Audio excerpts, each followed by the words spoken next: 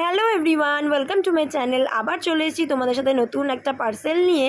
আমি মিশোর থেকে একটা শাড়ি অর্ডার করেছিলাম, তো ভাবলাম সেটাই তোমাদের সাথে শেয়ার করি। এই শাড়িটাই আমি অর্ডার করেছিলাম। এই শাড়িটার প্রাইস পড়েছিল 384 মতো।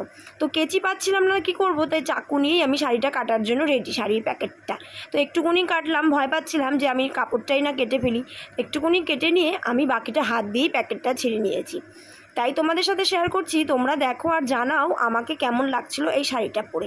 আর এই শাড়িটার সাথে যখন আমি শাড়িটা পরবো, অবশ্যই তোমাদের সাথে আমি কোনো ভিডিও বা ফটো শেয়ার করব।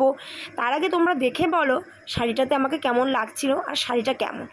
প্রাইসটা খুবই কম, 384। এই প্রাইসে আর এর থেকে ভালো কি পাওয়া যাবে বলো। তাই যাই হোক, কালারটাও আমার এটাই পছন্দ হয়েছিল। আরও অনেকগুলো কালার ছিল, কিন্তু আমার এটাই ভালো লেগেছিলো। খুব সফট আর একদম পাতলা শাড়িটা।